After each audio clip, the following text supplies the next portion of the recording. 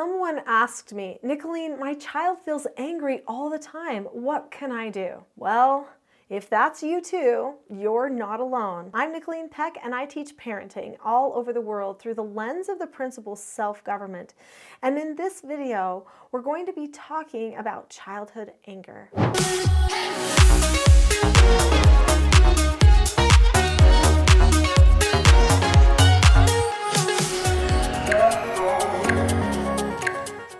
In this video, we're going to be talking about why a child may seem angry all of the time and what we can do to help them snap out of that perspective.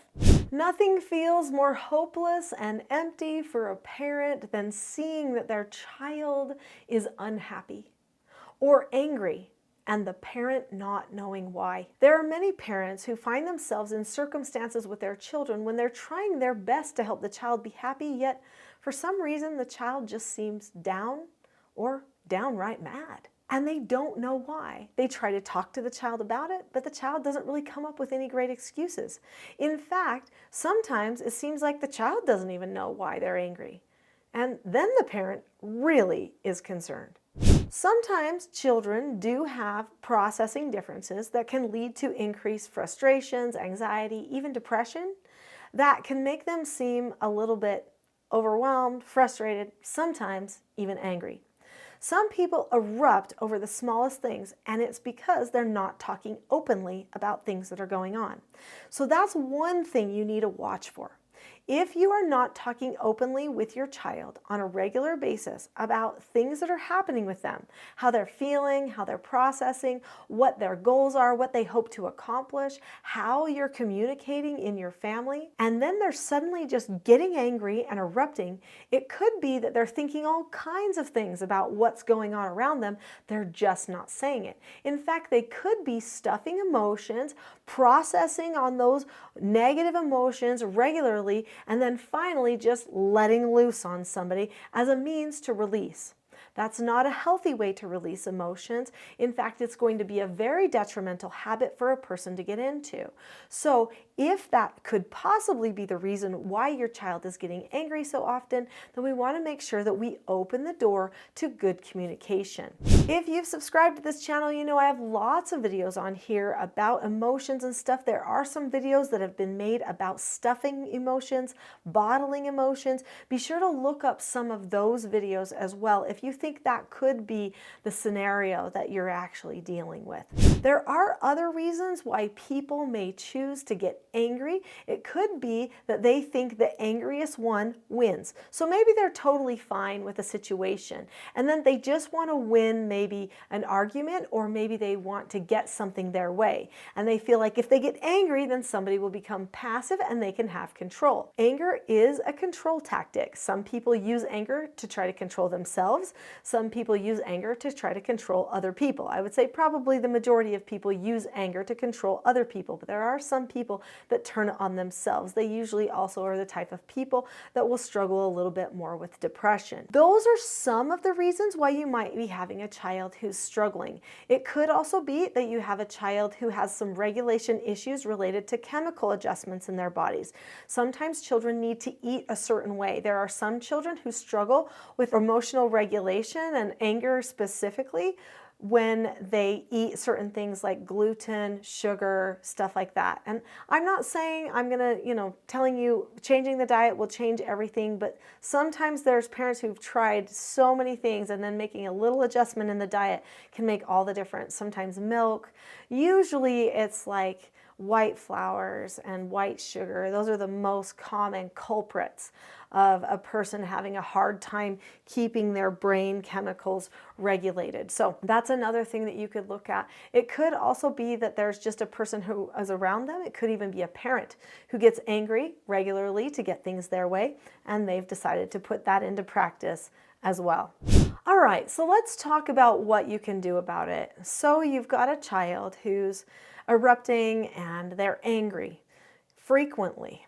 Well, it's time to have a really good talk with the child, to have what might be called a crucial conversation. You've got to discuss what's going on and make a plan. This is where I recommend having a parent counseling session.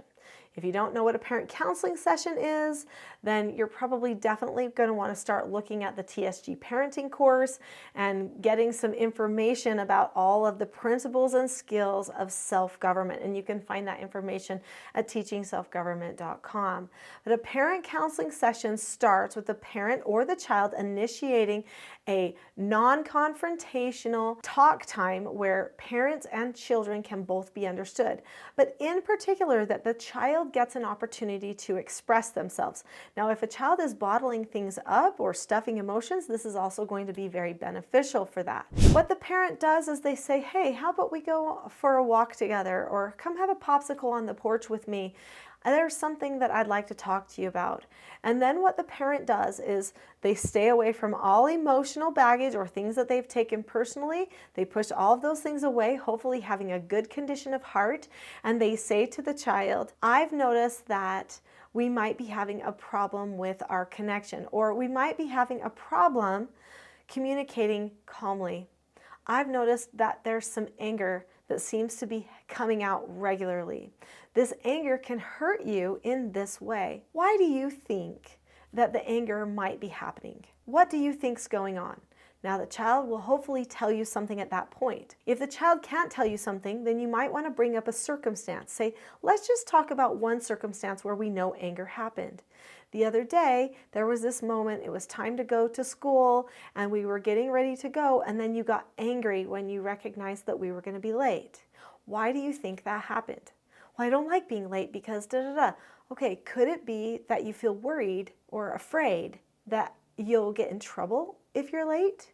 Well, yeah, and they can explain it to you. You can talk about it. Then you can say, you know, when you're feeling worried or afraid of something, it's good for you to come to me and just put your hand on my arm and say, Mom, I'm worried about something. Can I talk to you about it? And then we can talk about it, and I'll try to talk as quickly as I can, just in case it's a time-sensitive thing. But we can always talk about it, and there's nothing that we have to worry about getting in trouble for with the school, because I can handle the people at the school, right? So then you can talk about the circumstance and help everybody recognize that you are there to help. We don't need to go to anger. We can go to discussion instead. Help the child learn. Now, maybe the child is getting angry because they feel like you're not listening to them or you don't understand them. Well, then you might say, well, what could we do about that? Are any of our self-government skills going to be helpful for us with that? Well, remember, there are the 4 basic skills of self-government: following instructions, accepting no answers and criticism, accepting consequences, and disagreeing appropriately. And you could actually decide that disagreeing appropriately would be the best skill for getting understood so that you don't have to go to anger. You could work on it and plan on checking up on how you're doing with that skill throughout the week. You also could have a way to stop the child when they go completely out of control. The child needs to know that there are going to be positive consequences and negative consequences for choosing to be in control or out of control. Obviously, you want to get to a place of calmness so that you can understand, but we have to get to the place of calmness first. When a person is angry and they're going out of control, they're in midbrain or maybe even back brain fast. Sometimes a person just has a habit of going to back brain fast. It takes a while to fix that habit. So when a person is in that state, what do? You help them go forward by using a framework to help them get to calmness. The framework that I use for most children is a calm framework that I call the Rule of 3.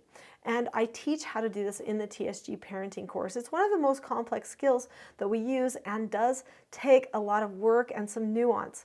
It does require that the parent maintain calmness all the way along as well. You need to let your child know how you will stop them and point them in the direction of calmness. They need to know they have to choose it. You can't make them do it. It's their choice, but they can get there. If you would like to learn more about the Rule of 3 and about calmness, then I highly recommend that you go to the free mini course that I have. It's just an introductory course. In no way does it teach it all, but it's going to help you get started on your self-government. It's a calm parenting toolkit. You'll learn 10 tools for calmness that can help you and your child get ready to conquer some of that anger. In the description below this video, there's a link that says teachselfgov.com/toolkit. If you go to that link now, you can have the Calm Parenting Toolkit for free. Click on the link now. I'll see you there.